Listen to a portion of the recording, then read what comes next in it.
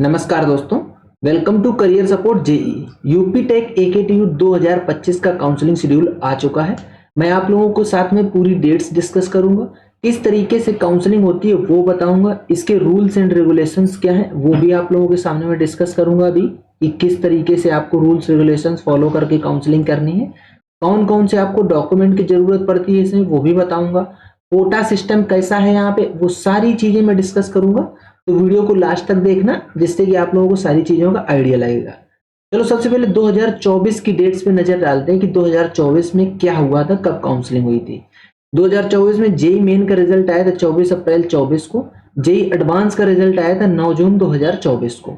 और जो UP take का रजिस्ट्रेशन स्टार्ट हुआ था वो 11 जून से 2024 से 17 जुलाई 2024 के बीच में फर्स्ट राउंड के रजिस्ट्रेशन के लिए इन्होंने विंडो ओपन करा था।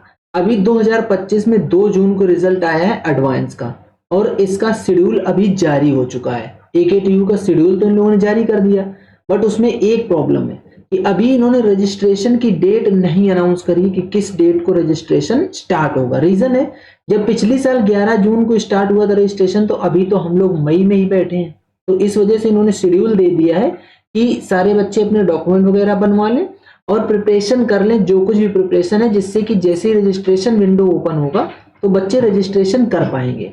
जैसे डेट अनाउंस होगी आप लोगों को इंटीमेट कर दिया जाएगा। करियर सपोर्ट जेई के चैनल को सब्सक्राइब करके रखो, सबसे पहले आपको अपडेट मिलेगा और कंप्लीट अपडेट मिलेगा। देखो यूपी टेक की काउंसलिंग की जब हम बात करते हैं तो यहाँ पे 2 तरीके की सीट्स होती हैं। एक सीट होती है स्टेट कोटा सीट और एक होती है ऑल इंडिया कोटा सीट। ठीक है, ये तो बेसिक 2 सीट है। जो स्टेट कोटा सीट होती हैं ये स्टेट के बच्चों से ही फिल करी जाती हैं और जो ऑल इंडिया कोटा सीट होती हैं वो ऑल इंडिया कोटा के बच्चों से फिल करी जाती हैं। अब बात कर लेते हैं स्टेट कोटा की। थोड़ा सा स्टेट कोटा में आपको कैटेगरी का बेनिफिट मिलेगा।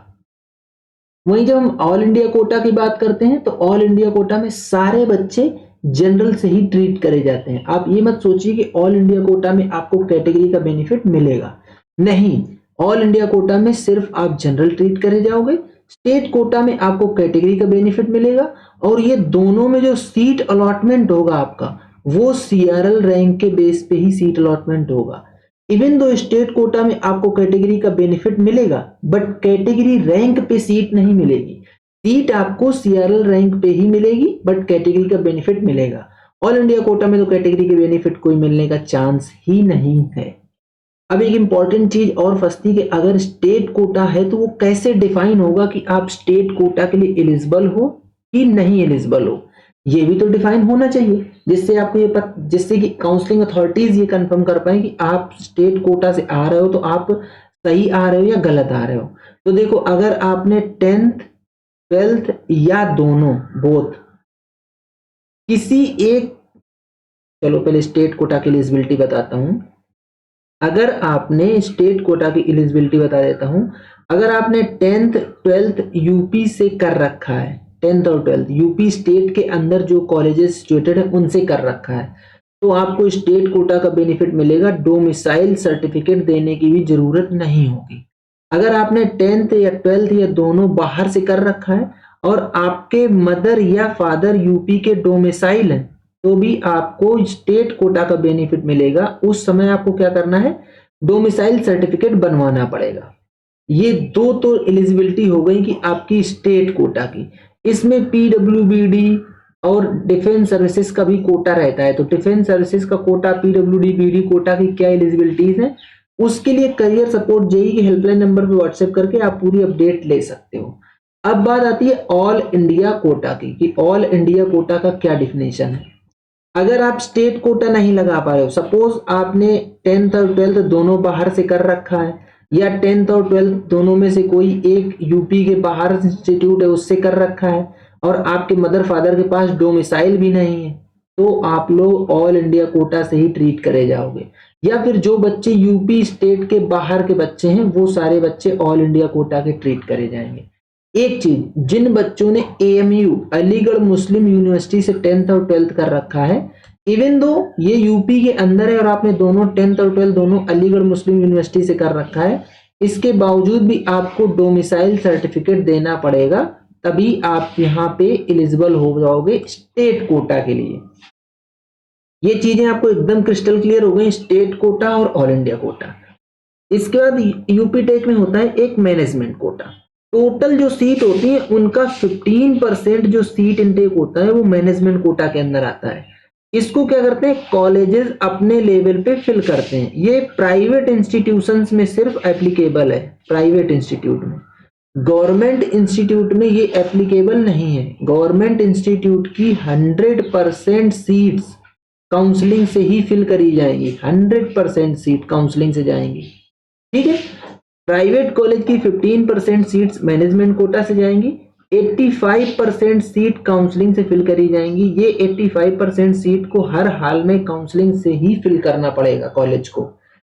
इसके बाद एक यहाँ पे ऑप्शन होता है TFW seat, tuition fee waiver seat. इसमें क्या होता है, जो बच्चे TFW कोटा से जाते हैं, TFW के लिए इसमें काउंसलिंग होती है, अलग से रैंक मिलती है, उस रैंक के बेस पे आपका TFW में सीट मिलेगी।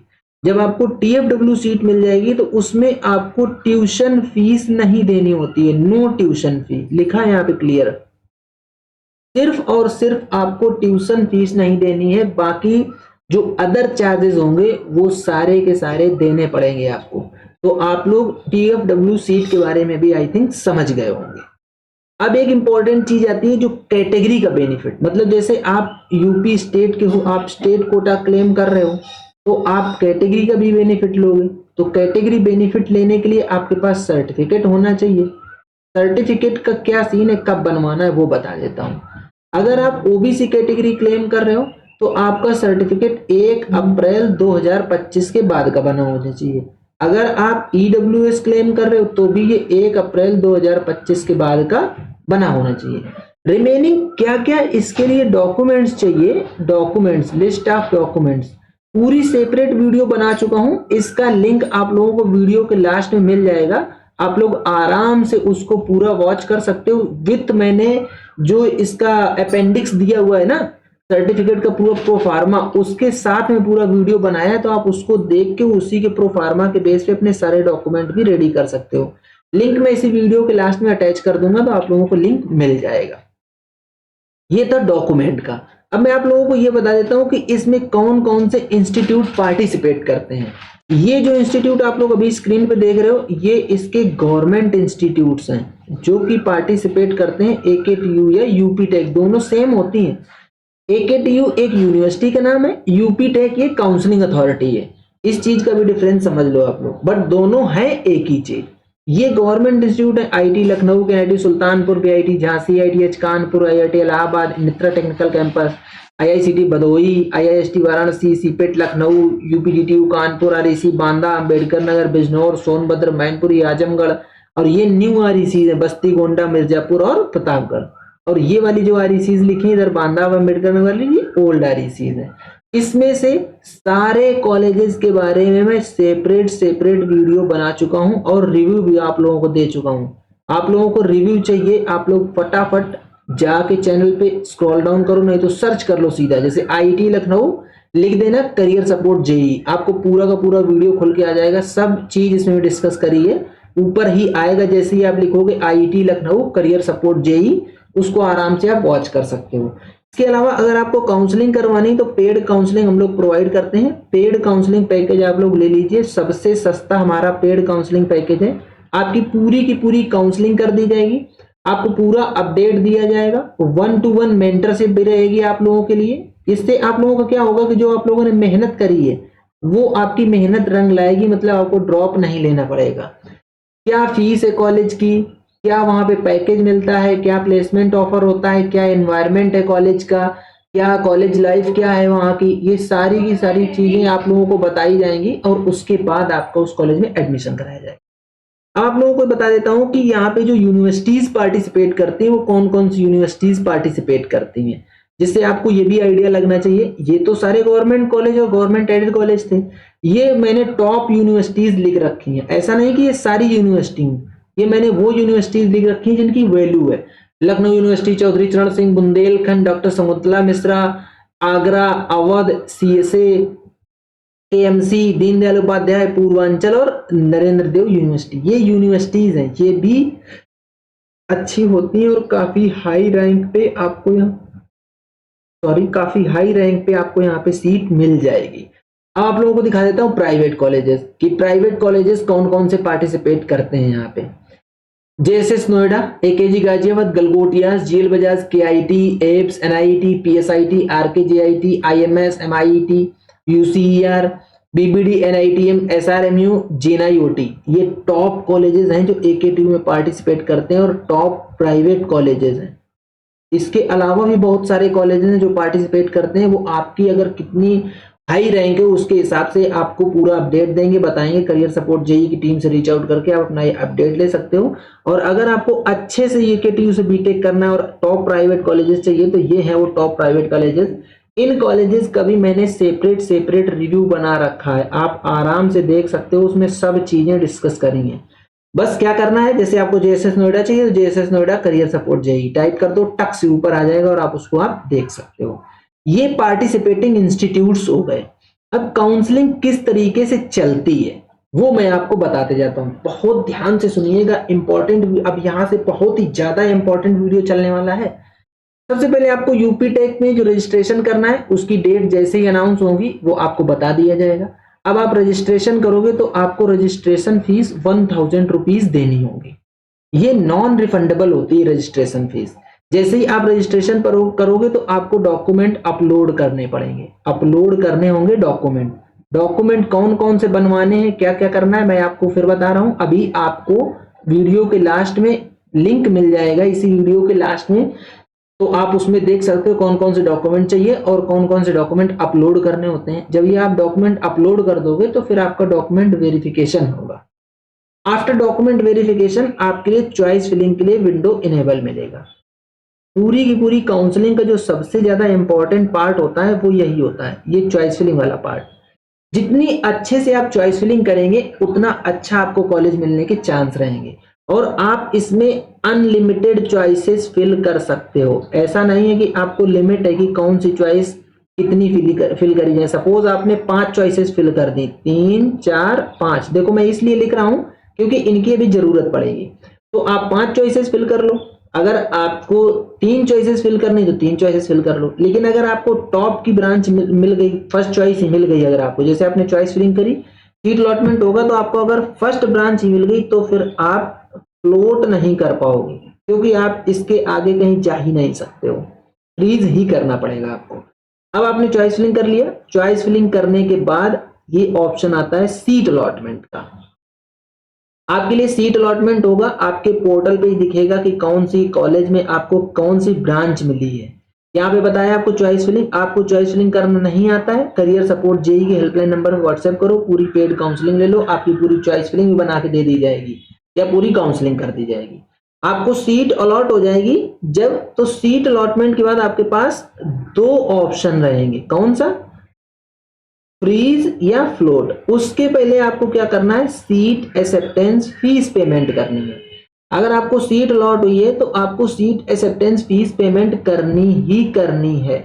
अगर आप जनरल, ईडब्ल्यूएस या ओबीसी कैटेगरी से आते हो तो आपको 20,000 रुपए सीट एक्सेप्टेंस फीस पेमेंट करनी है।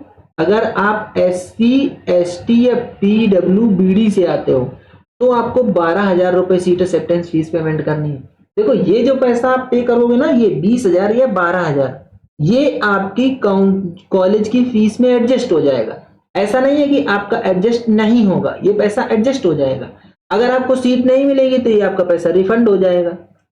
तो इसके लिए आपको घबराना नहीं है कि ये पैसा कहां चला जाएगा। जब आपने सीट एक्सेप्टेंस फीस पेमेंट कर ली तो अब आपके पास 2 ऑप्शन होंगे, या तो फ्रीज का या फ्लोट का। अगर आप फ्रीज करते हो तो फिर आपको सीधा जाके कॉलेज में रिपोर्ट कर देना है, इंस्टीट्यूट ज्वाइन कर लो, इंस्टीट्यूट ज्वाइन कर लो। और अगर आप फ्लोट करते हो तो यहां से अब आप चले जाओगे राउंड 2 के लिए, राउंड 2 यहां से शुरू होगा। फ्रीज के बाद कॉलेज में रिपोर्ट करनी पड़ेगी आपको, वही कॉलेज आपको मिल गया, फाइनल हो जाएगा। अगर आप फ्लोट कर रहे हो तो फ्लोट के बाद आपको, आप राउंड 2 में चले जाओगे और ये जो आपने फ्लोट करा है तो यहाँ पे जो आपको सीट मिली थी वो सीट आपके पास ही रहेगी। ऐसा नहीं है कि ये सीट आपकी कैंसिल हो जाएगी। अब मैं थोड़ा सा इसको हटा दूं तो आपको यहाँ पे फिर से समझा देता हूं। जिससे कि आप लोगों की जो कंफ्यूजन क्रिएट हो रहा है थोड़ा सा वो है।